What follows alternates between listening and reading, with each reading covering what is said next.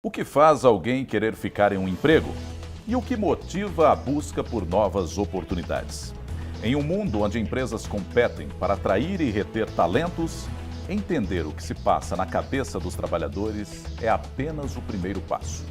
O Instituto de Pesquisa da ADP Research Institute, foi em busca dessas respostas e realizou uma pesquisa online com mais de 5.000 colaboradores e mais de 3.000 empregadores de 13 países. São eles Estados Unidos, Canadá, México, Brasil, Chile, Reino Unido, França, Alemanha, Holanda, Austrália, China, Índia e Singapura. E o que fica claro nesse estudo é a desconexão entre trabalhadores e empregadores no que diz respeito a gerenciamento de talento, recrutamento, retenção e performance corporativa. Enquanto 2/3 dos trabalhadores consultados estão declaradamente abertos a novas oportunidades ou procurando ativamente outro trabalho, empregadores estão empenhados em atrair novos talentos para suas companhias. Com cada lado jogando o próprio jogo, como montar um time para jogar junto e obter os melhores resultados? Este é o Evolution of Work que começa agora.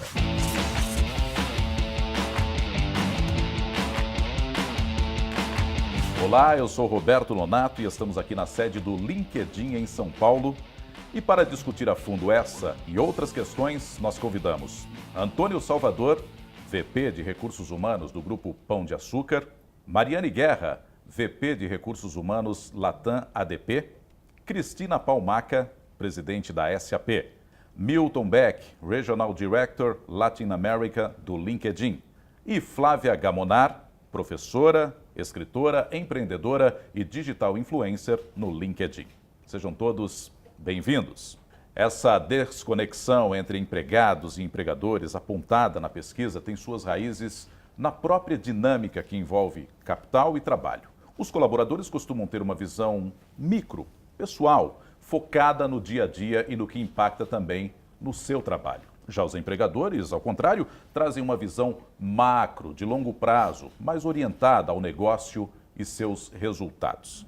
Eu gostaria de começar aqui a nossa conversa pela Cristina, perguntando o seguinte, Cristina, como conciliar essa contradição nesse momento? Seria esse o grande desafio do nosso tempo? Realmente, eu acho que a grande dificuldade é que as pessoas têm as suas atividades, né, que são direcionadas no dia a dia. E na gestão, a gente está olhando o curto prazo, mas sempre estruturando o médio e longo prazo.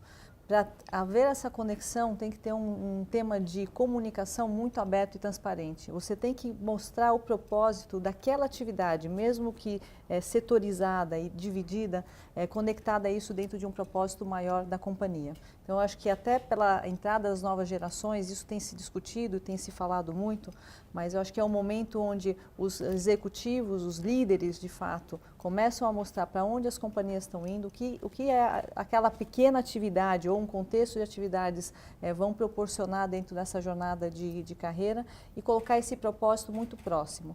Então, tanto isso vale para a contratação, para a retenção, mas para mostrar de fato junto de um ecossistema maior para onde as companhias estão indo e inserir isso dentro desse contexto. Seria um momento de mais abertura, Salvador, pelo que a Cristina está destacando. Que ferramentas o RH pode usar ou tem condição de utilizar para fazer essa mediação aí? Queria até voltar um ponto assim sobre o que você estava falando. Eu acho que sobre a questão do propósito, né? A gente está discutindo e todo mundo que vai estar nos vendo está espalhado pela América Latina. E a gente, às vezes, quando fala de propósito, fala desse jovem que quer trabalhar por idealismo. E a gente se esquece, às vezes, que a gente tem... Eu, por exemplo, tenho uma empresa que 90% da minha empresa é classe C e D. Uhum. Então, o propósito daqueles funcionários é botar comida na mesa. E tudo bem, né? Então, a gente, às vezes, se esquece de que as pessoas não estão buscando, às vezes, propósitos super sofisticados, né? Então, eu acho que é uma discussão que começa, às vezes, em países muito individual desenvolvidos. o propósito de cada um. E às vezes começa em países muito desenvolvidos, Estados Unidos, Europa e tal, e às vezes a gente traz para a América Latina alguns conceitos que a gente tem que procurar interpretar. E aí eu acho que a tecnologia tem um papel muito importante. Eu acho que a gente está vivendo um mundo onde você consegue personalizar essa conversa. né? E cada um encontrar um pouco a sua receita de empresa. Então, quando eu vejo aquele indicador que você mostrou de que tem 2/3 procurando oportunidades e as empresas também procurando talentos, eu não acho que eles são excludentes, eu acho que eles são convergentes. Eu acho que é bom os profissionais estarem sempre querendo procurar novas oportunidades, e eu acho que o desafio das empresas é oferecer essas oportunidades dentro das suas empresas, né? Eu acho que essa é uma discussão que a gente faz isso muito lá no Grupo Pão de Açúcar, como eu posso oferecer novos empregos para os meus atuais empregados, sem que eles precisem sair e trocar de carteira de trabalho. Procurar outra companhia, né? Bem, no último ano foram identificadas entre os colaboradores 5 tendências globais nos ambientes de trabalho. São elas: o desejo por maiores chances e flexibilidade, acesso a aprendizado em tempo real, aumento de autonomia, senso de estabilidade e a habilidade de trabalhar em projetos com significados pessoais. Queria chamar a atenção aqui do Milton. Milton, você acha que é assim para todas as gerações, ou seja, dos boomers até os millennials? Eu acho que é para todo mundo com pesos diferentes, né? Então, assim, eu acho que todos os profissionais querem ter qualidade de vida, querem ter flexibilidade, querem aprender no seu trabalho, querem ter chance de almejarem coisas melhores em suas carreiras, querem ter um pacote de benefícios adequado, querem ter salário e assim por diante. O que a gente vê é que talvez o peso para as gerações mais novas, o peso da qualidade de vida, flexibilidade e treinamento é um pouco maior, tá? Nas gerações, os boomers, a geração X, talvez o que pesa um pouco mais está relacionado com estabilidade, com os salários, com os benefícios, que é um histórico que a gente tem já. Era isso que eu ia falar, que é algo já que vem desde lá de trás, né? Essa flexibilidade de trabalho, as gerações que estão hoje na faixa dos 50 anos, não existia isso aqui, né? Então, ambientes de home office, ambientes em que você pode escolher seu horário, benefícios além daqueles tradicionais, principalmente no Brasil, é uma novidade relativa, tá? Então, eu acho que nas gerações mais novas isso é mais intenso, mas eu acho que em todos os trabalhadores, todo mundo quer o melhor para si. Seria o mundo ideal, né? Para todo mundo, mas nem sempre isso é possível, claro. Agora, Mariane, em que medida as empresas estão preparadas para atender essas expectativas todas, hein? Então, Nonato, eu acho que as empresas, na sua grande maioria, não estão preparadas, não. Por questões que, às vezes, fogem às possibilidades das empresas, né? Se a gente olhar o Brasil, nós temos agora um início de uma abertura e de uma flexibilização com relação às leis trabalhistas, que começa a partir de novembro, que começa a dar um pouco mais de flexibilidade, mas a nossa realidade é que a gente tem que cumprir com as leis trabalhistas do país. Então, essas condições estabelecem algumas restrições, como, por exemplo, a questão da flexibilização de horários ou de jornadas diferenciadas. A gente acaba tendo que se adaptar um pouco. Parece que isso pode mudar com uma nova lei, né? A gente começa a ver um processo de flexibilização agora. A questão de autonomia também. As nossas organizações ainda são muito hierarquizadas. Né? Ainda tem lá os organogramas, né? Os RHs ainda buscam colocar as pessoas em umas caixinhas com descrições de cargo, né? Com definições específicas do que essas pessoas têm que fazer na organização. Então, existe um processo de renovação que é necessário para as organizações, para atender a essas ansiedades e expectativas que a gente vê no estudo. Claro que isso vai levar algum tempo, mas a gente tem que parar de pensar que isso é uma tendência para o futuro, porque isso já é uma realidade. Na empresa que eu trabalho, na ADP, nós temos 70% da população já millennium. Então, não dá para ficar achando que isso vai acontecer um dia. Isso já está acontecendo. Agora, por outro lado, acho que aquela preocupação também em manutenção de emprego e receio de perder direitos ainda é muito presente, né? Principalmente com essa nova lei, né? Teve muita gente que foi um pouco preocupada com isso. Eu acho que sim. Isso, claro, num país como o nosso, onde a gente tem um nível de desemprego que nós vivemos hoje, isso certamente é uma preocupação. Isso se reflete nos números das organizações. O turnover voluntário caiu muito nos últimos 2 anos. Então, as pessoas estão com medo de se arriscar, isso é verdade, a gente vê isso claramente, mas o estudo traz um adicional, uma perspectiva um pouco diferente, que é as novas gerações, elas estabelecem uma relação direta de estabilidade com o seu networking, que é diferente das gerações anteriores. Então, para essas gerações mais novas, eu sou mais estável dependendo das relações que eu consigo estabelecer no mercado. Isso é uma verdade ou não? Eu acho que é. Tá. Eu acredito nisso. Eu acho que é o seu networking que vai abrir portas, que vai criar para você alternativas e oportunidades no mercado. E a gente sempre fala isso, a gente conhece um colaborador não como ele entra na organização, mas como ele sai. Né? Legal. Retomando aqui o nosso estudo, a pesquisa apontou 3 frentes de atuação das equipes de RH. Abertura e transição, criação de significado, conexões humanas e avanços, e a terceira, atração, retenção e atrito. Nós vamos entender melhor cada uma delas agora. No que diz respeito à abertura e transição, a pesquisa apontou uma falta de segurança e estabilidade no trabalho percebida de maneira global por 56% dos entrevistados, o que leva 42% deles a estarem abertos a novas oportunidades. Isso é o dobro do que os empregadores consultados imaginaram. Salvador, você que representa um grande empregador do Brasil, né, com mais de 140 mil funcionários, como é isso para vocês lá no Grupo Pão de Açúcar, aí no GPA? É a certeza que eu vou ter emprego pro resto da vida. Porque esse é o novo cenário de trabalho e a gente tem que enxergar isso de maneira franca. Eu acho que a gente está vivendo um momento de busca de coerência, né? Então, não pode mais o empregador chegar para um funcionário e dizer, não, você tem que trabalhar, eu quero a sua lealdade. Mas lealdade a quê? Eu tenho lealdade à minha família, eu tenho lealdade aos meus filhos, né? Se eu tenho lealdade, quer dizer, eu tenho que ter uma relação que seja uma relação correta, né? Que seja uma relação equilibrada, ética, pautada pela ética. No vestir a camisa, Salvador?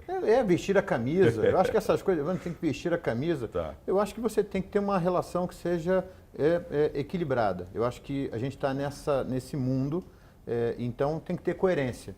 Eu tenho que ser, o que eu tenho que dizer, eu tenho que praticar, né? E os empregadores têm que ser muito claros quanto à sua proposta de valor, para que os empregados possam entender, olha, eu entendi, isso me faz feliz, eu me conecto com isso. Ou não, isso não me faz feliz, vamos procurar uma outra proposta de valor, que não dá para você dizer, olha, aqui nós trabalhamos pouco e você trabalha muito. Aqui nós pagamos muito e você paga pouco.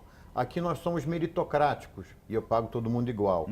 Então, quando você começa a ter essa diferença entre discurso e prática, você começa a perder essas pessoas. Então, acho que a nossa grande busca lá no GPA é ter essa busca da coerência, que os funcionários que estejam lá trabalhando saibam exatamente o que podem esperar do GPA e que a gente também conversa muito com eles, que a gente quer que eles sejam felizes e realizados durante a jornada deles dentro do GPA. Uma jornada que pode durar 6 meses, uma jornada que pode durar 30 anos. Ô, Cristina, como é que é isso lá na SAP também? Como é que você vê essa questão? E essa situação que o Salvador coloca, o chamado vestir a camisa, mudou mesmo de um tempo para cá? Eu acho que cada vez mais a gente, não falo só, a gente fala dos milênios, eu sou de uma outra mas a gente geração. acaba se adaptando também, né? Mas a gente também, eu acho que isso leva, né, a uma mudança da sociedade. Está todo mundo buscando a genuinidade. Então, o líder tem que ser genuíno, né, na sua proposta. Aquela questão das missões nas paredes, seus valores, se eles não forem praticados no dia a dia, isso assim cai por terra muito, muito rapidamente. Então, eu acho que cada vez mais a gente está se confrontando uma realidade que antigamente não existia, né? Você ter um líder que tem uma emoção, que consegue demonstrar genuinamente os seus anseios, as suas direções. A gente fala muito lá na SAP do tema de diversidade. Né? Já tivemos até a oportunidade de discutir isso em alguns outros fóruns em conjunto. Se não for autêntico, se não for real, né, não adianta você elencar por cotas e colocar somente ações, se elas não forem genuínas, cai por terra, né? Seja para gênero, para LGBT, a gente tem um programa de autistas, inclusão racial. Se isso não for genuíno, você não coloca, você não coloca o coração e os funcionários percebem rapidamente esse processo. Numa jornada de carreira, o que a gente faz na SAP? É ajudar a definir quais são esses próximos passos. Não é prometer uma jornada eterna, mas garantir que eles tenham os recursos necessários para aquelas atividades e as suas ambições. Então, a gente tem não somente os desenvolvimentos naturais, que é por promoções e preparação desses líderes para isso, mas as carreiras em Y, né? Tem muita gente que não quer ser um gestor e, ao mesmo tempo, quer se desenvolver. Então, a nossa ambição e o nosso trabalho é definir em conjunto esses pontos de desenvolvimento, talvez para o próximo passo, assim, o que é necessário para você fazer melhor aquela atividade, se sentir mais completo. Legal, queria chamar a Flávia aqui para a nossa conversa. Flávia, você que fez uma transição de carreira, saiu do mercado corporativo para empreender. Conta um pouquinho para a gente aqui o teu caminho até se tornar influenciadora no LinkedIn. Aliás, você também tinha esses anseios, sentia isso que esses empregados da pesquisa relataram. Qual é a tua avaliação? Sim, quando eu vi o estudo eu pensei, poxa, é o que eu tenho ouvido das pessoas, né? Como professora eu dou aula em algumas universidades e também tenho uma empresa de cursos. E sempre que os alunos se apresentam e eles contam o cargo deles e a empresa que eles trabalham, muitos deles, uma grande parte, em seguida diz algo assim, mas eu estou querendo empreender, mas eu não estou feliz, mesmo quando é um super cargo, é uma super empresa. E aí a gente, né, pensa, não imaginava que era assim, né?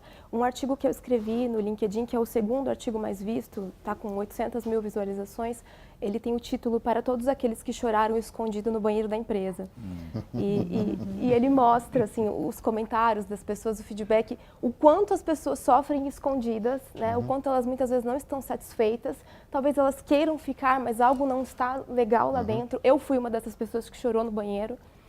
A minha história de vontade de empreendedorismo começa na empresa em que eu fui demitida. Eu era de uma equipe de pesquisa e desenvolvimento e lá eu aprendi todo o processo de criar um produto, né, da ideia até colocá-lo em prática realmente, né, entender o consumidor. E eu fui aprendendo caminhos para criar produtos, né?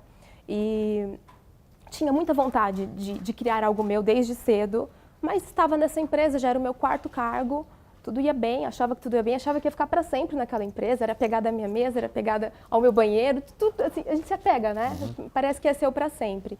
E teve um episódio que eu acordei mais um dia comum para trabalhar e nesse dia, assim que eu saí do banho, eu não consegui ler, eu perdi a capacidade de ler temporariamente. E eu fui para neurologista, eu tirei licença de 10 dias, eu estava com estresse altíssimo nessa empresa que vinha passando por grandes transformações, porque parte dela foi comprada por um outro grupo. Então a gente via pessoas desesperadas, o que vai acontecer? A gente vai ser demitido? E agora o ambiente estava muito instável e a gente percebia as pessoas inseguras, né? Tudo ia bem, de repente virou aquele ambiente. E aí a médica me falou, Flávia, você tem que rever a tua carreira, porque você chegar a esse episódio, você pode ter problemas mais sérios, né? E depois disso eu confessei para o meu chefe na época que eu não estava feliz mais no que eu fazia, eu não me identificava e, obviamente, eu fui demitida. E mesmo quando a gente quer uma demissão, ela sempre assusta, por vários motivos. E eu fiquei muito tempo sem emprego. Eu comecei a dar aulas no mestrado e ainda me sentia estranha. Poxa, eu falo de empreendedorismo, eu dou aula sobre isso, mas eu não empreendo ainda. E foi aí que as coisas começaram a dar certo. Depois eu voltei a trabalhar em uma empresa de novo, na área de marketing, e um ano depois eu já escrevi artigos no LinkedIn, isso me trouxe muitas demandas.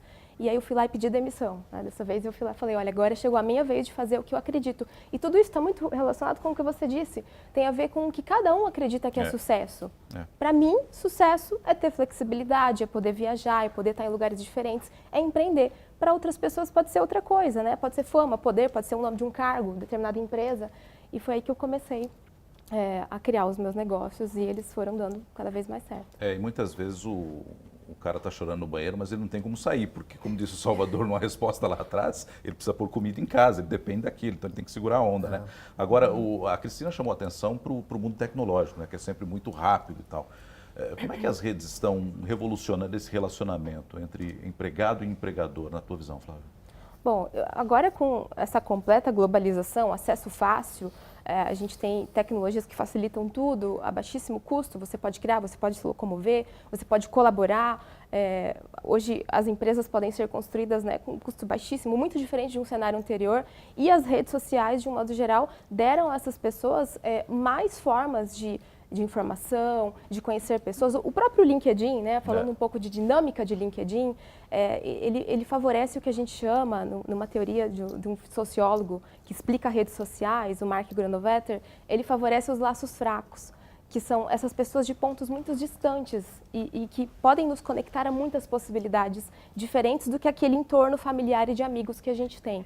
Então, esse acesso fácil, esse olhar o que está acontecendo no mundo por meio de uma foto nas diversas mídias sociais faz com que as pessoas comparem, queiram coisas novas e também pode ser criada uma relação melhor, né, entre empregado e empregador, buscando a transparência, a humanização. É estranho falar de humanização porque nós somos humanos, mas o que a gente vê muitas vezes é que falta empatia, né, do gestor ou até do funcionário de se colocar no lugar do outro para melhorar essa relação. Legal. Aliás, Milton, esse é o seu negócio, né? É uma plataforma digital onde empregadores e colaboradores acabam se encontrando, né? E se procurando ali. Como é que você vê essa questão da desconfiança, da insegurança dos colaboradores com relação à estabilidade no emprego? E o quanto a contratação de uma pessoa de fora, por exemplo, afeta a motivação do colaborador que está ali na empresa esperando uma promoção, por exemplo? Então, só dando um quadro do LinkedIn, o LinkedIn tem hoje 530 milhões de usuários no mundo, na América Latina nós temos 70 e no Brasil 30 milhões. E a nossa missão como empresa é oferecer oportunidades para esses profissionais se desenvolverem. Esse desenvolvimento pode ser no emprego atual, pode ser no novo emprego, pode ser empreendendo, pode ser fazendo o que for, mas o nosso objetivo é fazer com que as pessoas possam se desenvolver profissionalmente. Isso aqui inclui uma ampla gama de oportunidades. Às vezes essa oportunidade está dentro da própria empresa, muitas vezes não está dentro da própria empresa. Então eu concordo 100% com o que o Salvador disse sobre o que é lealdade ao seu empregador. Lealdade não significa que você vai trabalhar o resto da vida para aquela empresa. Lealdade significa que enquanto você estiver trabalhando para aquela empresa, você vai dar seu máximo. Então eu acho que a oportunidade que o LinkedIn como rede tem de permitir que as empresas busquem o melhor profissional para um cargo. E antigamente acho que as empresas eram as maiores empresas do mundo eram muito mais hierárquicas do que são hoje. Tinha uma preocupação muito grande em buscar os melhores para o topo da pirâmide organizacional. Eu quero o melhor diretor, eu quero o melhor presidente, eu quero o melhor CFO. Hoje em dia já se entende que você tem que ter os melhores profissionais em diversas partes dessa pirâmide organizacional. Eu tenho que ter o melhor analista, eu tenho que ter o melhor gerente financeiro, eu tenho que ter o melhor designer e assim por diante. É um conjunto. É um conjunto. Então as empresas começam a ver que elas precisam dos melhores profissionais e ter os melhores profissionais vai trazer vantagem competitiva. Então no momento que essas empresas acreditam nisso, elas vão atrás desses melhores profissionais e esse melhor profissional pode estar dentro da empresa ou fora. Se eu sou um profissional que estou buscando um cargo de crescer dentro da minha própria empresa, como você perguntou, qual o efeito que uma contratação externa pode ter, eu imagino que o efeito é negativo se eu não tiver transparência de como esse processo é realizado. Eu tive pessoalmente um caso em que eu participei de um processo para um cargo no meu emprego anterior e uma das condições sine qua non da vaga era que fosse baseado no México e eu estava no Brasil. E eu participei do processo todo e no final eu não entrei na posição e eu não sabia que era uma condição estar no México, senão nem estaria participando do processo. E aí é uma decepção. A decepção ocorre quando você não entende os critérios, quando os critérios não são transparentes, quando você não tem oportunidade de participar em livre igualdade de competição com seus externos. Se você sabe que, estando na empresa, você tem chance de crescer, chance de buscar um novo trabalho dentro da própria empresa, o fato de você estar dentro, você já conhece a cultura, você já conhece os processos, você tem uma grande chance. Mas se o profissional não trabalhar para se desenvolver, ele vai ser engolido pelos externos.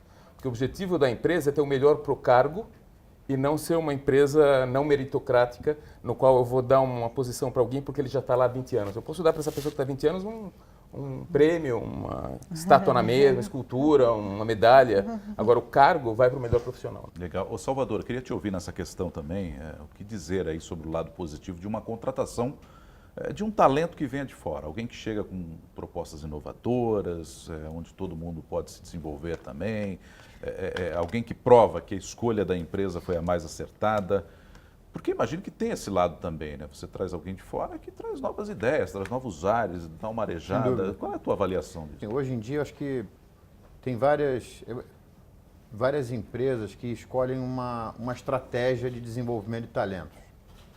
E de novo, volta à questão da coerência e de você ser fiel ao que você acredita. Então, por exemplo, você tem empresas como o Bradesco ou a Ambev. São empresas, tradicionalmente, eles investem na formação dos seus talentos desde a mais tenra idade, né? Então, pegam um trainee e formam e raramente contratam executivos no nível mais sênior. É quase... Você sabe de 1 ou 2 casos, mas Normalmente é raro. ele se formou dentro do Exatamente. próprio Então, eles são fiéis porque isso faz sentido para eles. Mas isso não é receita para todo mundo. Então, por exemplo, no caso do Grupo GPA, a gente acredita num mix de desenvolver e trazer talentos externos. A gente acha que oxigena, porque varejo tem muita novidade, né? Tem muita, então, trazer pessoas que oxigenam, que trazem, isso é importante. Então, manter esse equilíbrio, isso é importante. Mas isso tem que ter muito a ver com a tua proposta de valor, para que você também não dê uma mensagem interna de que crescer na companhia, você não vai ter as posições mais chaves, que você vai trazer alguém de fora, né? E também que você facilite a vida de quem chega. Mas uma coisa que eu estava ouvindo o Milton falar, que eu acho que hoje em dia é muito importante para quem chega, rapidamente mostrar serviço, né? Quer dizer, você tem cada vez menos tempo para mostrar jogo, né? Você já não tem mais 1 ano, né? Então, 3 meses, e aí? Você tem que já mostrar o que veio. Então, mas eu acho que hoje também é muito importante você sair bem das companhias. Eu acho que nunca foi tão importante. A gente está falando de jornadas, né? E imaginando que um profissional vai passar por várias companhias, sair bem de uma companhia é quase tão importante do que entrar bem numa companhia. O que é sair bem, Salvador? É você não deixar um buraco num projeto que você está coordenando. É você dar a oportunidade, conversar bastante com as pessoas que você tem relacionamento, com o seu chefe, com os seus pares. É você manter uma boa relação com a companhia que você deixou. E daí, essa é a relação, isso não é vestir a camisa, isso é manter uma relação, é tratar as pessoas como você gostaria de ser tratado. É isso, justamente, né? Entendeu? Isso é ser justo, isso é ser ético, isso é ser, né, bacana, é dar o tempo para a companhia, né, se recuperar ou colocar uma outra pessoa no teu lugar, porque você nunca sabe se daqui a algum tempo essa companhia não pode comprar a sua, onde você foi, né? Ou se você pode voltar, quer dizer, você manter esses bons laços com as empresas que você passou, isso é fundamental no momento que a gente está vivendo hoje e nesses mundos de jornadas, né? De acordo com a pesquisa, a maioria dos empregadores acredita que o profissional precisa deixar a empresa para crescer na carreira e conseguir salários mais altos. Ô Milton, o que faz tantos empregadores pensarem assim, hein? É meio aquela coisa de dar mais valor depois que perde, a grama do vizinho é um pouco mais verde que a minha. Acho que tem um pouco também, tá? Então, acho que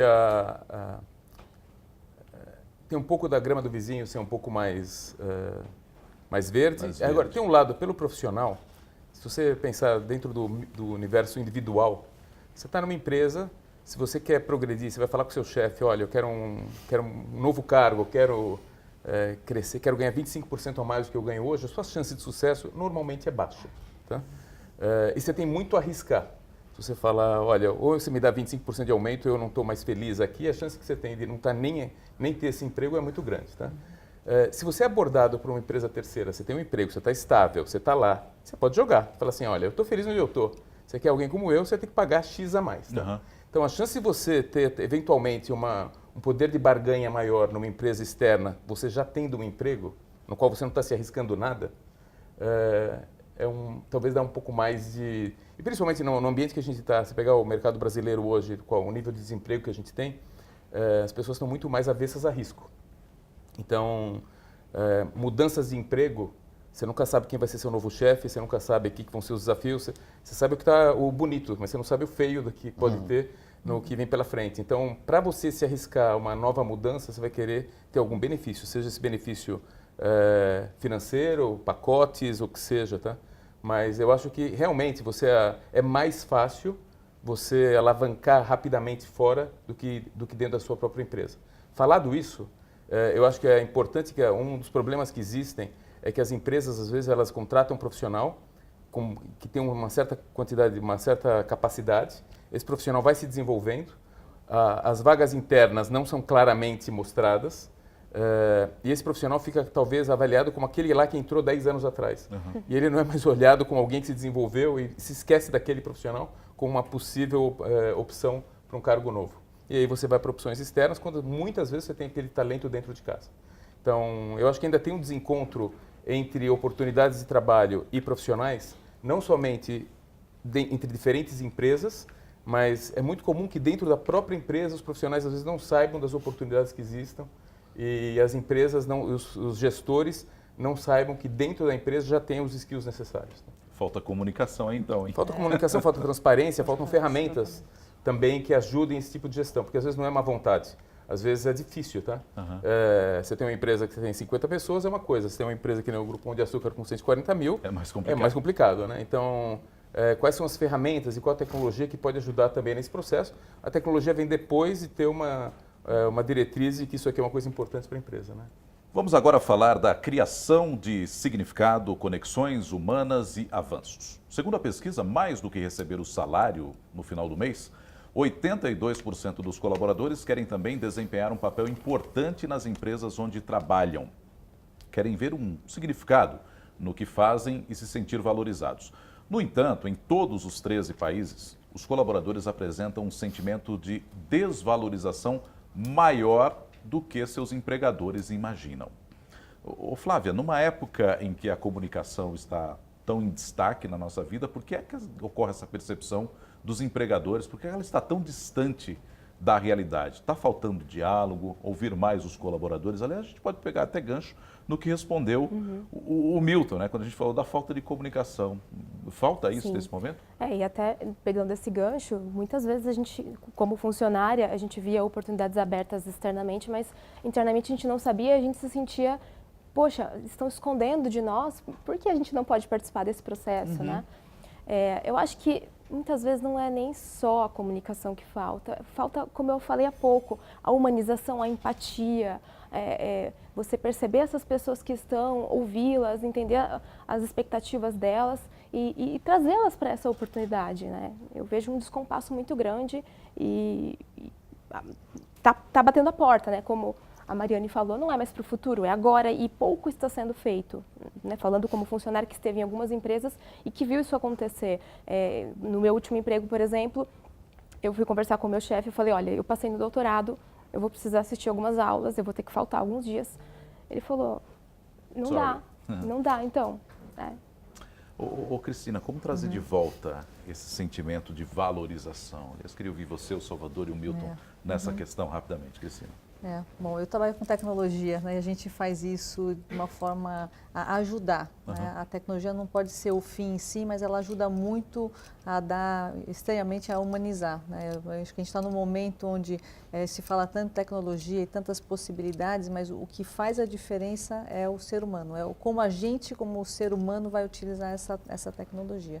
Então, acho que vai pelos quesitos, né, de transparência, né? Você tem que dar visibilidade, né, do que está sendo feito, de vagas internas e externas. A parte de feedback é fundamental. A pessoa não pode ter uma surpresa de por que ela não participou, por que ela não entrou. Internamente, a gente às vezes faz isso externamente, então as empresas têm que fazer isso.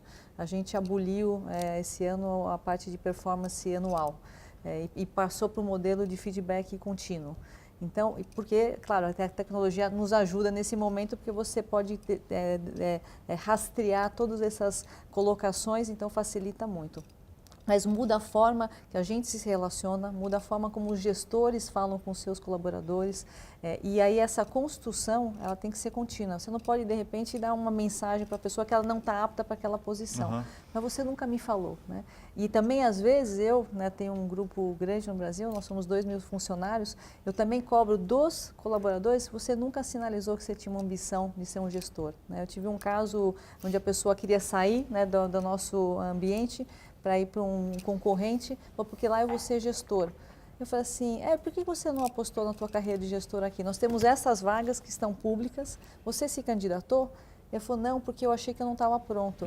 Então, e você está pronto para ir para um concorrente ser gestor. Eu falei, eu também acho que você não está pronto. Que nem mas está ambientado. Exatamente, mas se você acha que não está pronto, eu posso te ajudar. Aí a gente tem vários mecanismos de fazer as pessoas participarem de cursos, de preparação. Então, esse diálogo também, às vezes a gente joga, né, toda a responsabilidade só, né, no empregador, é também do empregado de se preparar, de dar essa visibilidade, de correr atrás dessa preparação e mostrar que ele tem interesse, que tem essa ambição. Eu acho que essa via de duas mãos vai ser cada vez mais frequente e vai garantir que a gente monte assim estruturas e empresas com uma transparência cada vez mais horizontalizados. Isso vai ser fundamental na sequência da Eu nossa tive um vida. gestor que ele dizia isso, pede a bola para jogar, senão a gente não vai perceber que você quer Exato, você jogar, está quer no participar jogo. do jogo. Exatamente. Ô, Salvador, como é que a gente traz esse sentimento de valorização de volta? E tem um aspecto que eu queria abordar que, assim, ele é complexo, mas eu acho que a gente tem que olhar dessa maneira também.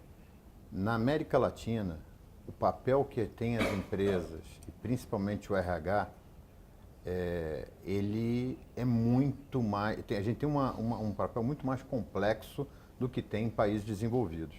Eu brinco até que a minha pauta lá é uma pauta de prefeito. É saúde, educação, saneamento, entendeu?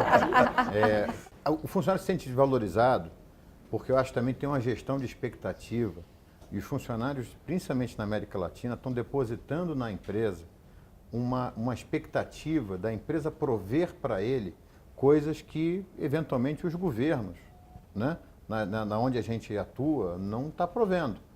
Então, por exemplo, a gente está vivendo um caos da saúde hoje, acho que em todos os países da América Latina.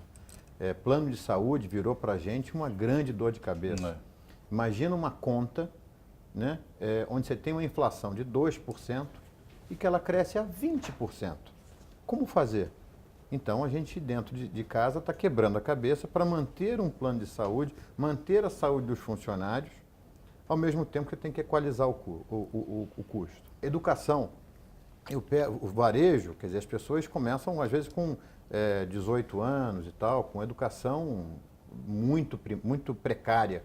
Quer dizer, eu tenho que terminar de educar essa pessoa. O volume de investimento de educação que faz uma empresa na América Latina é brutalmente superior a uma empresa de um país desenvolvido.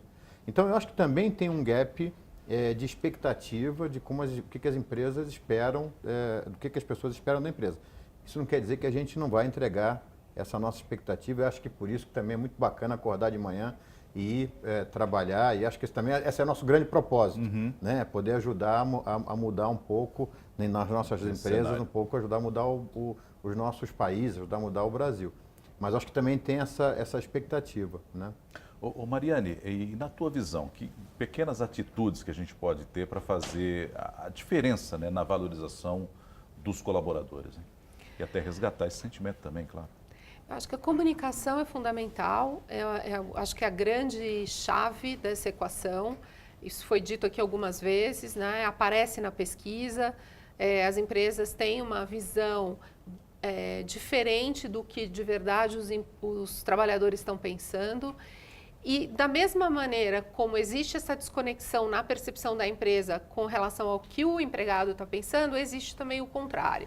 Existe um excesso de expectativa dos empregados com relação ao que a empresa pode fazer, né? Não só o que ela quer fazer, mas o que ela pode fazer, né? Nas condições de mercado que a gente tem nesse país e, enfim, na América Latina, que são, como o Salvador disse, diferentes.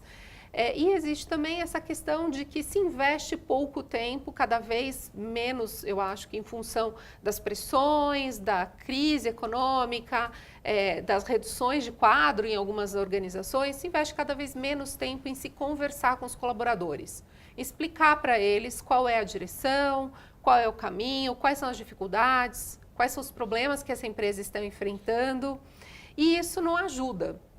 Não ajuda a entender o propósito, não ajuda a entender as expectativas, a alinhar as expectativas e vai criando aí um abismo entre empregadores e trabalhadores. E você sabe um tema que me preocupa também? Agora a gente já pode começar a bagunçar, né? Sempre. O tema é o seguinte, você falou da questão da estabilidade. Quer dizer, os funcionários, ainda todo mundo espera essa estabilidade. Só que o que vem por aí é cada vez menos estabilidade.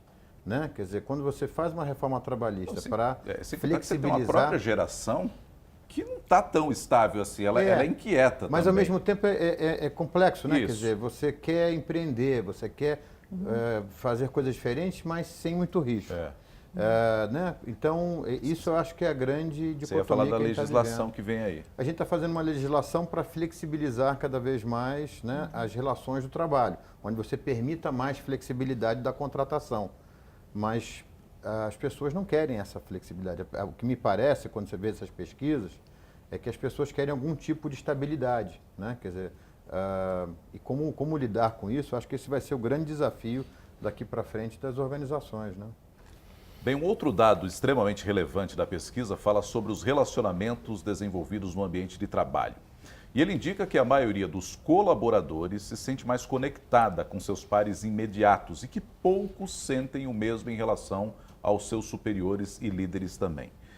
O Milton, faltam líderes inspiradores para fazer essas conexões com os colaboradores? Como é que tem de ser esse líder do futuro? Acho até que você já começou a responder quando você disse do presidente internacional do LinkedIn que faz uma reunião cada vez mais.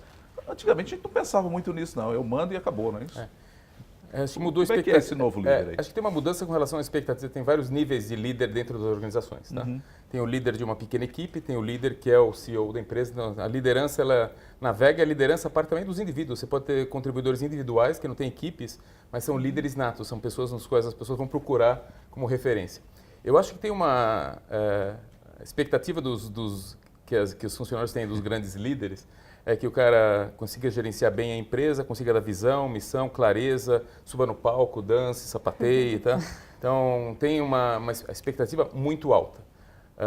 Mas eu acho que no nível mais caseiro, vamos falar, o que a gente espera, são pessoas que sejam transparentes, são líderes, que não precisa ser o Steve Jobs, ou o Bill Gates, ou o Jack, não precisa, porque é difícil ser esse tipo de líder, tá? Mas eu acho que você tem que ter, como seus gestores, pessoas que sejam transparentes, que consigam dar um feedback de qualidade, que consigam te dar coaching, que te ajude no seu desenvolvimento da sua carreira, que consigam incentivar uma equipe a atingir alta performance, que consiga representar os interesses da equipe junto a níveis maiores. Então, não precisa ser um super-homem, mas não é fácil. Mas o que tem acontecido, eu acho, é que em muitos casos as empresas pegam contribuidores individuais que são bem-sucedidos, colocam eles em posições de gerência sem nenhum treinamento. E aí é o caminho para o fracasso, porque basicamente a pessoa pode ser um bom profissional de vendas, de marketing, de finanças, saber muito bem executar, mas não sabe gerenciar, não sabe liderar. E aí, a empresa pode trabalhar o máximo que for para criar um ambiente saudável, no que seja. Se o seu chefe imediato não for bom, a sua experiência naquela empresa vai ser ruim. Então, eu acho que, simplificando, eu acho que o caminho para o líder do futuro não é um grande, eu não sei elocubrar a respeito, mas eu acho que parte por treinamento de managers, tá? O gerente, que é o gerente das equipes que vão atuar, que a gente chama aqui no LinkedIn de frontline managers, os gerentes das equipes de frente, têm que ser treinados, têm que ser preparados, não só no exercício das funções hard skills, da função básica, mas em lidar com pessoas, em lidar com situações não tão da profissão em si, mas lidando com sentimentos e situações fora do dia a dia do trabalho, tá? Então, eu acho que a regra básica é treinar os gerentes, tá? Eu queria Pois não, fazer um Mariana. comentário com relação a isso que o Milton está dizendo, porque realmente eu acho que essa é a grande, talvez, esse é o pulo do gato, né? Eu acho que você tem um bom profissional, uma pessoa que é muito bom em executar tarefas e ele é promovido por causa disso. E ele vira gestor e ele tem que deixar toda essa competência, essa coisa que ele sabia fazer super bem de lado, e ele vai gastar 60% do tempo dele fazendo gestão de pessoas. E essa transição ela é muito dura. Esse líder, ele continua ali querendo, às vezes, ficar agarrado, né, à atuação dele como um técnico, como um profissional, aquilo que ele fazia antes, porque ele era super bom em fazer aquilo. Aquela era a fórmula de sucesso dele. E ele esquece que no novo papel, ou a gente, como empresa, talvez deixe de ajudá-lo a entender. Era isso que eu ia falar, mas né? ele também tem que querer se ajudar, né? Ele também tem que querer, né? Ele também tem que se desapegar né? do papel de contribuinte individual, de técnico, de profissional. E se agarrar a esse novo papel, e vai ser desconfortável, vai ser difícil no começo, a gente faz um monte de bobagem, a gente aprende errando, descobre fórmulas de acertar e vai se ajustando, mas a verdade é que um líder, ele tem que gastar no mínimo 60% do dia dele fazendo gestão de pessoas. Se ele não fizer isso, ele não vai estar próximo das pessoas e ele vai estar desconectado. Não tem jeito. Ô, Cristina, como é que você se conecta com a tua equipe rapidamente? Eu acho que tem duas coisas que eu gasto muito tempo, né? Um é muito próximo dos clientes, né? A gente tem que estar lá e tem que entender o que está acontecendo no mercado. A segunda parte é estar próximo do time. E estar próximo, de novo, tem que ser genuinamente, tem que estar circulando, né? Fora as liturgias que a gente tem, que é conversar periodicamente com os times. Eu tenho meu café da manhã, que é voluntário, as pessoas se inscrevem e participam junto e trazem temas os mais diversos, né, para a mesa. Tem que circular, tem que estar junto, tem que acompanhar, tem que dar o feedback na hora que acontece. Por isso que esse feedback constante é importante. E quando eu falo estar próxima do time, é estar próxima dos meus gestores para garantir que essa camada escale, né? Falando agora sobre avanços na carreira, outro ponto de desconexão é o gerenciamento de performance e o plano de carreira. Segundo 84% dos colaboradores e 90% dos gestores entrevistados, é importante recompensar de acordo com a performance. Mas a qualidade de como isso está sendo feito pelas companhias divide também opiniões. O Salvador, pela tua experiência, o quanto a remuneração, o bônus, são capazes de segurar um funcionário infeliz e insatisfeito no emprego? Hein? Eu tenho um track record de que eu nunca perdi um executivo que queria sair da empresa. Meu aproveitamento é de 100%. Um executivo homem, eu quero sair da empresa. Eu sentava com ele e eu conseguia convencê-lo a ficar na empresa. Em geral, passava pela área financeira. O meu track record com mulher é 0. Eu nunca consegui reter uma mulher que decidiu sair da companhia. Então,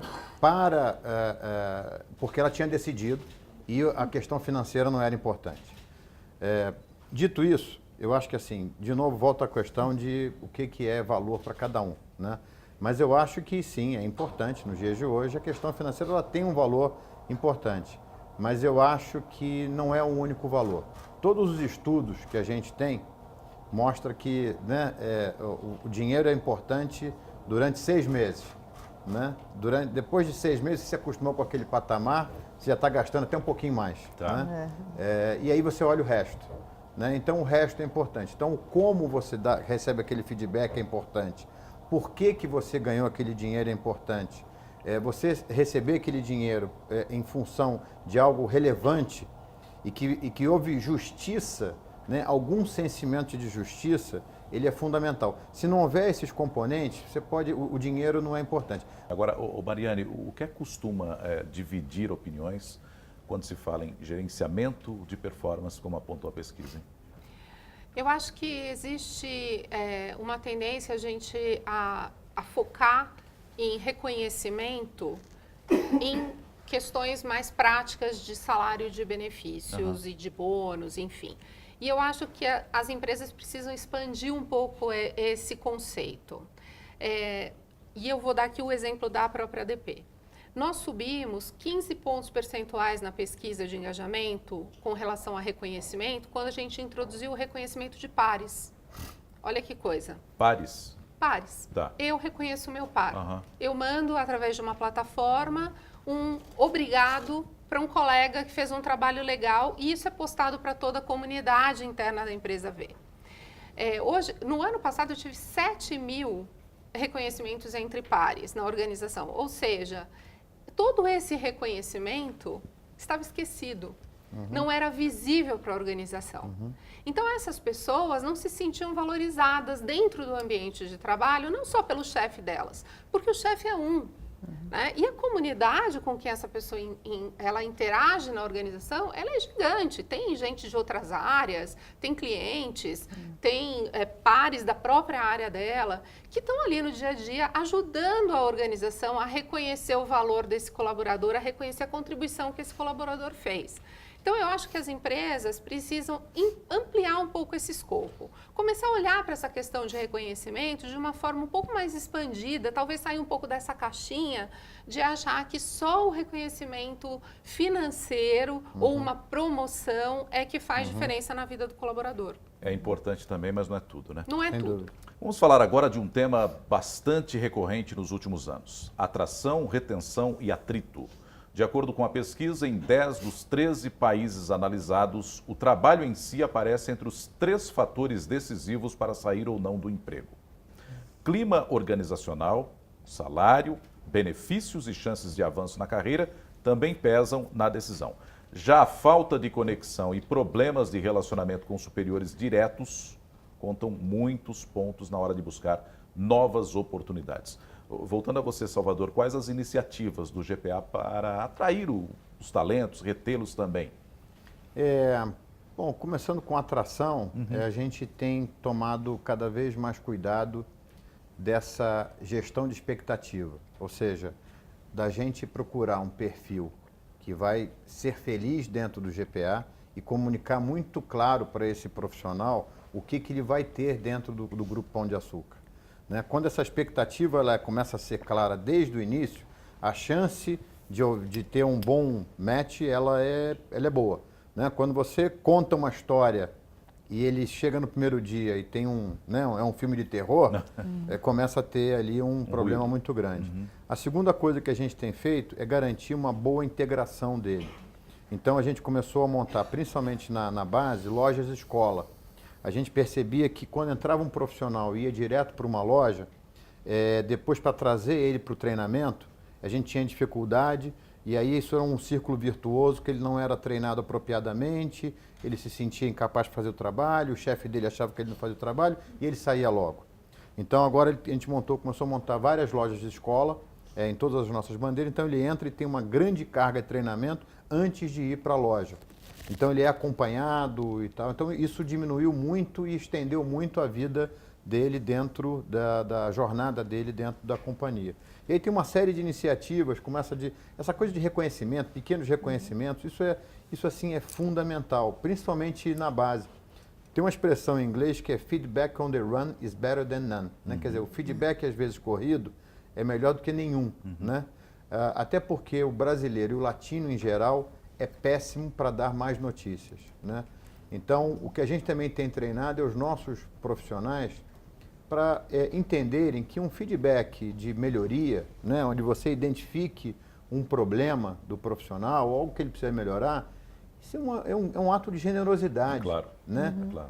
Não é algo ruim. Né? Quer dizer, a gente tem dificuldade, às vezes, como De aceitar latino, de contraditórias, falar né? de problemas. Né? Mas isso é fundamental, porque quando você fala para uma pessoa, fala, olha, eu preciso te contar que você não faz isso aqui direito. E às vezes você tem uma surpresa, fala, puxa, mas nunca ninguém me contou, né? Como essa da Cristina, né? Quer dizer, a pessoa, puxa, mas você nunca me contou que você queria ser um gestor.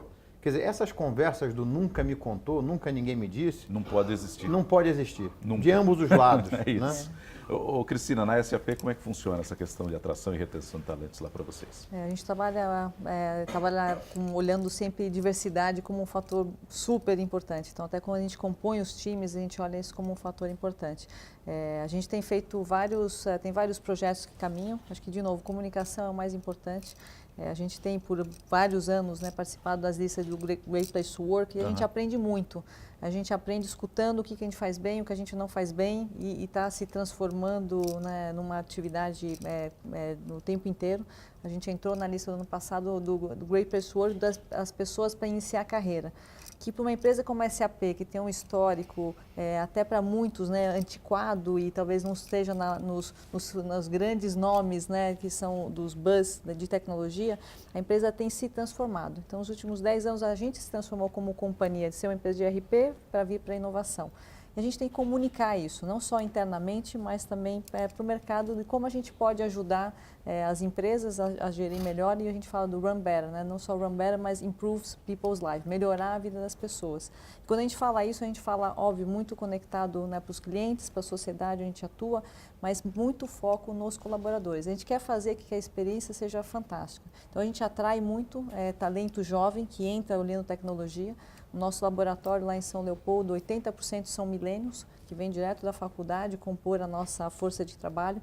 Então, isso agrega que nos dá esse fôlego de seguir sendo questionado, inovando e movendo.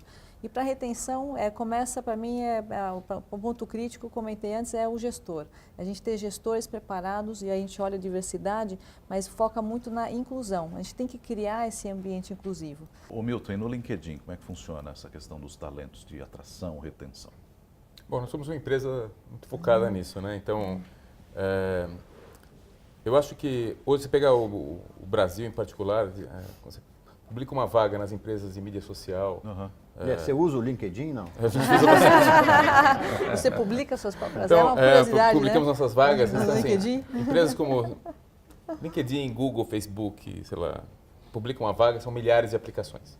Então, tem muito interesse em trabalhar em empresas de tecnologia, empresas de ponta, empresas que estão ligadas ao Vale do Silício. Tem já um buzz em torno desse ambiente, né? Eu acho que a gente usa as nossas próprias ferramentas, a gente analisa principalmente começa analisando a parte de skills, para ver se as características e as habilidades que o profissional tem fazem o match com o que a gente precisa para o cargo, mas a gente analisa outras coisas, são o lado humano da motivação, a vontade, alinhamento com a cultura, alinhamento com a missão, alinhamento com os valores, né? Você pode ter todas as características técnicas e habilidades, se você não está alinhado com os valores da empresa, com certeza vai ser um fracasso. Então, isso aqui é pelo lado do LinkedIn, mas eu acho que a nossa plataforma em particular, ela tem uma característica de permitir que os profissionais que estão na rede, aqui no Brasil, os 30 milhões, eles saibam o que aquela empresa é. Não o que o dono da empresa ou o presidente da empresa fala, mas o que a empresa é visto pelos funcionários, visto por parceiros, por colegas. Então, as redes sociais, elas permitem hoje uma transparência que antes não existia. Antes você ganhava um prêmio, fosse do Great Place to Work, você contratava algumas páginas de revista e publicava.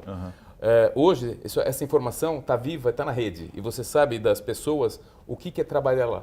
Então, eu acho que a chave do sucesso é você ter pessoas que estão alinhadas com a cultura da sua empresa. Então, se você é um profissional que espera uma carreira mais estável, que se você não se importa que vai demorar alguns anos para passar de um cargo para o outro, tem um tipo de empresa que vai atender a sua necessidade. Se você quer velocidade, você quer entrar no cargo, 3 meses depois, bater na porta da sala do diretor e ver, já estou 3 meses no cargo e ainda não fui promovido. Tá?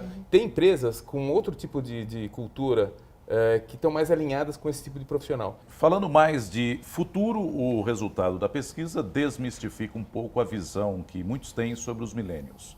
Uma geração muito visada, principalmente entre as áreas de tecnologia e inovação também. Os millennials, ao contrário do que muitos imaginavam, compartilham de várias opiniões e expectativas também com gerações um pouco mais velhas.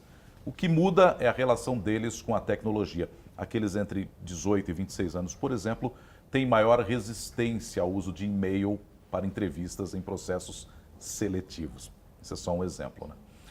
Flávia, qual o papel das redes sociais hoje quando falamos em atrair talentos, em especial os millennials, hein? Bom, primeiro partindo dessa compreensão de que é um perfil diferente, né, e como foi falado, sempre o alinhamento das expectativas, essa transparência que essas mídias permitem, tanto de quem está buscando uma oportunidade, quanto da empresa que quer se projetar como essa marca que é transparente nos valores, no que ela acredita, em qual é o propósito dela, que vai trazer esse colaborador que muitas vezes passa a admirar essa empresa, né, como uma marca, passa a acompanhá-la, defendê-la e desejar estar com ela. Então, essa transparência certamente beneficia os dois lados. Tudo bem, os profissionais da área de exatas ganharam um capítulo à parte na pesquisa, já que estão em alta demanda no mercado.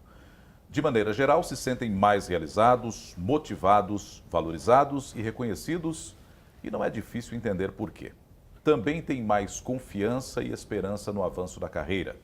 Avaliam melhor as empresas onde trabalham, embora isso não impeça de mudarem de emprego. São mais ambiciosos, tanto na procura de emprego como na posição que cobiçam. Mais disputados no mercado esses profissionais se sentem mais seguros para encontrar emprego melhor ou equivalente. Ô Cristina, em negócios como a SAP, os profissionais de exato imagino que são essenciais, né? São assim mesmo? Eu diria que, bom, toda empresa vai ser uma empresa de tecnologia, né? Acho que atualmente o que a gente tem percebido que todas as empresas, se não estão fazendo alguma coisa, vão fazer. E, de novo, a tecnologia como um habilitador, não como um fim em si. Então, claro, tem empresas de tecnologia, mas todas estão percebendo as possibilidades que a tecnologia pode trazer, mas dentro desse contexto humano e de processos que eu acho que é fundamental. Então, a parte dos cientistas de dados, né, as práticas e as profissões, né, muito mais de exatas, vão certamente ocupar um espaço muito importante, porque as tecnologias já estão aqui hoje, elas já existem, elas podem evoluir, evoluirão, né, na sequência, mas o que fazer com essa tecnologia, como criar valor para isso, como fazer com essa parte de dados, hoje a gente tem uma quantidade de dados enorme, o que fazer com isso, como tomar decisões, então o que fazer com a tecnologia, com inteligência artificial, blockchain, machine learning, tem muita coisa que já existe hoje. Então, essas competências vão ser cada vez mais importantes.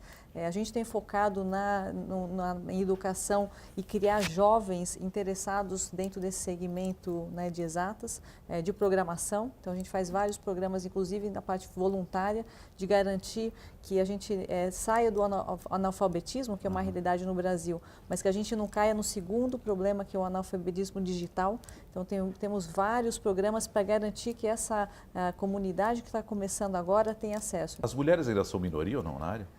Ainda são minoria, na SAP eu acho que talvez um ponto bastante importante, nós somos mais ou menos em 35%, né, de toda a força de trabalho, então é minoria, se a gente olhar que a sociedade é meio a meio, nós estamos em 35%, e o que a gente tem focado é nos cargos de liderança. Hoje na SAP já ocupam 25%, acho que o Brasil destoa um pouco, né, talvez por minha puxação, não, brincadeira, mas a gente dá oportunidades iguais para todos, mas são mais ou menos 25% de mulheres em cargos de liderança, que é um pouco disso, é dar condições iguais para todos, mas certamente mentorar e garantir que existe um espaço enorme para as mulheres em tecnologia. Ô Mariane, eu queria ouvir a tua percepção em relação à contratação de profissionais exatas na ADP.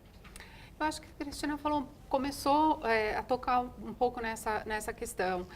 Há 2 décadas, os profissionais de exatas, de ciência da computação, de engenharia, estavam em empresas de tecnologia. Hoje, esses profissionais estão em todo o mercado, em todas as organizações.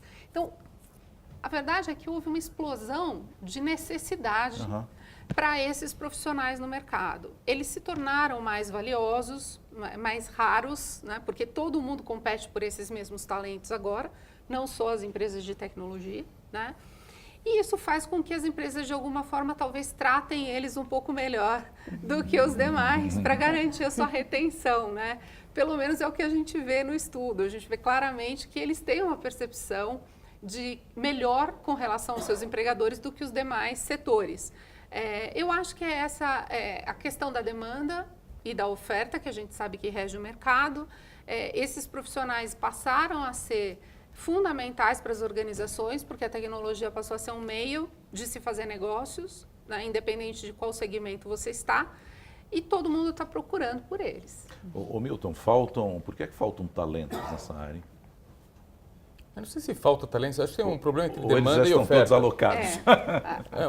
O que eu vejo é que talvez aumentou, né? Eu não tenho uma resposta exata para isso, eu não quero repetir o que a Cristina falou tão bem, mas assim, eu acho que historicamente, você via, talvez alguns anos atrás, você via alguns cargos como marketing ou recursos humanos, no qual se exigia menos métricas, tá? Hoje, você fala muito com gente de recursos humanos e o cara tem uma pilha de métricas e análises de Big Data para saber sobre fluxo de talentos, saber um monte de métricas que antigamente, pelo menos eu falo com muita gente de recursos humanos, aqui no Brasil era quase 90% ocupado por profissionais de psicologia. Tá? E você começa a ver que agora tem mais engenheiros em cargos de recursos humanos que tinha antes. Você vê gente com background em engenharia trabalhando em áreas de marketing, porque agora todos os gestores querem saber se aquele investimento de marketing trouxe algum retorno, qual foi o retorno desse investimento que você fez. Então, eu acho que está tudo por trás de uma busca de eficiência, uma busca de de utilização de dados, e agora, como a Cristina falou, que tem de dados, tá? Você pega no LinkedIn, por exemplo, você tem quase 2 bilhões de interações entre usuários por dia, tá? Então, assim... Por dia. Então, assim, esses dados que são muito ricos, eles fornecem muito insights para as empresas poderem trabalhar de forma melhor. Então, eu acho que os engenheiros, os matemáticos que trabalhavam em alguns cargos específicos, agora eles têm um campo de trabalho maior. Só uma mensagem positiva para os de não exatas, é que eu acho que o futuro, e por exemplo, eu tenho 2 filhos que vão para as áreas de arte. E num primeiro momento eu fiquei preocupado, porque eu falei, poxa, mas arte e tal, pô, vou ter que garantir uma poupança melhor para ele. Mas depois eu fiquei pensando o seguinte, filho, vai fazer isso mesmo, porque isso o computador não vai tirar de você. Né? E a velocidade da automação e a tecnologia, como até a Flávia falou, está ficando tão simples que daqui a pouco você vai perguntar para um device, olha, me faz a conta aqui do turnover versus a população da Indonésia, não sei o quê, e você tem a informação, e o que você vai precisar é da criatividade, da conexão, né, da criatividade e da liderança. Quer dizer, esses fatores humanos... Não tem como substituir, né? Eles não vão ter como substituir. Agora, eu vou ter que fazer isso sabendo usar a tecnologia. Eu queria compartilhar, o ano passado eu trabalhei um tempo como diretora de marketing em uma insurtech, né, uma empresa, uma startup da área de seguros, e em certo momento a gente precisou abrir uma vaga para cientista de dados. E aí entra nessa questão de tem e não tem, né? A gente recebeu muitos currículos, mas na hora de analisar, às vezes a gente percebia, não é o perfil, não é isso que a gente precisa. Então é uma área que muda muito rápido e que o próprio profissional de TI, apesar de ser valorizado e necessário, ele também está precisando acompanhar, está precisando mudar, se atualizar, né? É isso. Estamos na reta final desse Evolution of Work. Eu vou abrir aqui para perguntas da plateia e eu gostaria que vocês direcionassem a pergunta para um dos nossos convidados. Então, uma pergunta para cada convidado. Thaís Aelo, do Panorama Executivo. Eu queria fazer pergunta para todos, mas vou me dirigir à Cristina. Cristina, nesses anos todos que eu cubro RH e negócios, o que eu mais vejo é uma distância entre a intenção e o gesto. E vejo muitas vezes entrevistando que o presidente da empresa conta que ele faz isso, faz aquilo, recebe para café da manhã. E aí eu vou falar com o pessoal do chão de fábrica, que não sabe nem quem ele é. Onde é que está o buraco nisso? Como é que a gente diminui esse espaço entre a intenção e o gesto nas organizações e nos governos? Bom, vou começar das organizações, que eu acho que é o ambiente mais próximo, né? Fazendo, eu acho que isso era muito comum, esse distanciamento, acho que até pela evolução, né, das gerações, essa transparência, essa genuidade é cada vez mais normal. E se ela não é feita, ela é escancarada, né? Seja nas comunicações, acho que a gente falou um pouco, né, de mídia social, se não é genuíno, a coisa rapidamente ela é extinta, ela é exposta. Eu tenho a honra de estar em vários painéis de diversidade. E falo sobre isso porque eu sou apaixonada, olhando, né, para todos de novo, não só homens e mulheres, mas eu sou eu acredito no poder da diversidade para o dia a dia.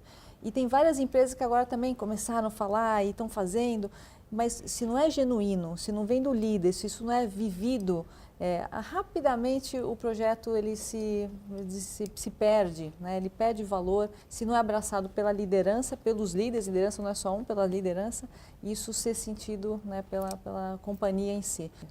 Eu sou Gumar Carvalho, da revista Melhor Gestão de Pessoas. Queria perguntar para o Antônio Salvador.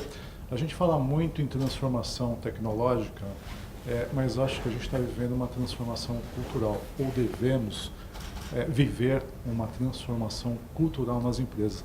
E acho que a pesquisa mostra alguns pontos dessa transformação cultural. Queria que você falasse um pouco sobre isso. Você tem inteira razão, porque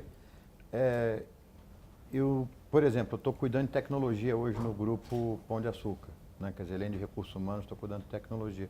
E acho que tem um motivo, que é porque a grande mudança que a gente tem que fazer agora é realmente de paradigma, de pensar diferente, né? Então, as coisas nunca foram tão rápidas como a gente está vivendo, né? Então a Flávia falou bem, quer dizer, você criar uma empresa hoje, você colocar um novo aplicativo à disposição, isso é uma coisa instantânea, isso cada vez gera cada mais resultados. A reação está sendo tudo muito rápido. Então você pensar o seu negócio, considerando o digital, né, em toda a cadeia, né, como eu posso fazer mais rápido? Eu acho que isso é muito importante. Então, por exemplo, dentro do RH, eu acho que tem uma nova mudança de paradigma. Ser crítico a essas tecnologias não é ser resistente, né? Então, a gente não aceitar tudo de, olha, o Facebook é assim, então vamos implementá-lo e sem criticar como é que são os impactos. Eu acho que a gente tem que ser crítico. Eu acho que o RH, por exemplo, essa questão de data mining, né? Quer dizer, data analytics, quer dizer, a questão agora é fazer as perguntas certas. Porque a tecnologia, daqui a pouco eu vou ligar para o meu celular, vou perguntar qual é o relatório, ele vai me dar. Agora, como é que eu conecto isso com a realidade? Como é que eu conto uma história? Então tem uma mudança cultural muito grande para acontecer por aí e as pessoas precisam se dar conta. Isso vai ser muito rápido. O que me assusta até como pessoa, assim, até como brasileiro, é que isso vai ser muito rápido. O meu nome é Júlia Nobre, eu sou da ADP. A minha pergunta é a seguinte, eu acho que hoje, quando a gente olha também o nosso desafio de trabalho, como gestor, a gente sabe que os millennials já viraram quase velhos, né? A gente sabe que os millennials foram educados pelos baby boomers. Hoje eu acho que o nosso maior desafio é a nova geração, né? A geração Z. Qual que é o conselho que você poderia dar para os gestores agora de como lidar com essas gerações que realmente estão desafiando a gente dia a dia? Eu acho que uma dificuldade que todas as empresas vão enfrentar de ter gestores de gerações diferentes com essa diversidade. E essa diversidade, eu acho que, como a Cristina falou, é uma diversidade não só de gerações, mas a gente vai ter cada vez diversidade de outras coisas, tá?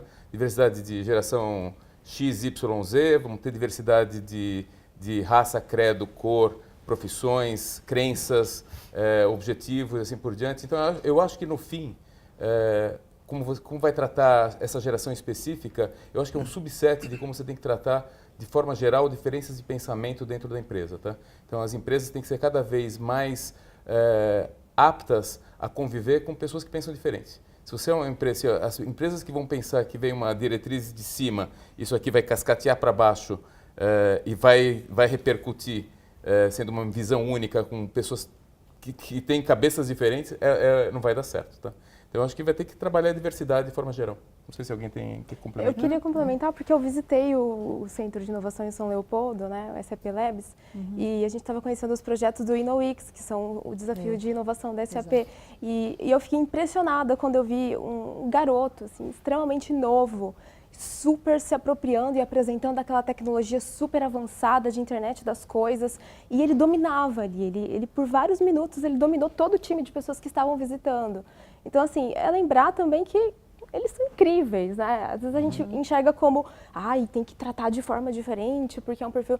Não, ele já é conectado, ele já está muito a par da tecnologia, né? Ele chega um pouco adiantado em alguns aspectos, mas dar essa autonomia, como eu vi lá, fez toda a diferença. Você viu o brilho nos olhos. Só vou complementar aqui, porque eu ia comentar, na SAP a gente já tem as 5 gerações convivendo. Então é um desafio da diversidade, não é uma coisa específica, mas a gente já tem essas 5 gerações circulando que nos permite ser melhores e pegar, de novo, tem que trazer a melhor dessa diversidade, não pode colocar todo mundo na mesma caixinha. Então é saber receber e incluir e dar o espaço para eles trazerem o melhor de cada uma dessas gerações. Por outro lado, eu queria compartilhar que a gente tem tido experiências muito boas em juntar essas gerações. A gente recentemente colocou pessoas que são da geração Millennium, que vem trabalhando com tecnologia de automação, de robô, enfim, tecnologias super modernas, trabalhando com pessoas que estão na empresa há 30 anos e que conhecem o negócio, conhecem a operação nos seus mais profundos detalhes, e a gente colocou em projetos as 2 gerações trabalhando juntos, e o resultado tem sido muito bom. Eles funcionam bem juntos. Então, acho que quando tem um objetivo comum, claro, definido, e fica claro para todo mundo qual é a missão, o que precisa ser feito, as pessoas se ajustam, Facilita, porque todo né? mundo está aqui para Sim, atingir posso. aquele objetivo.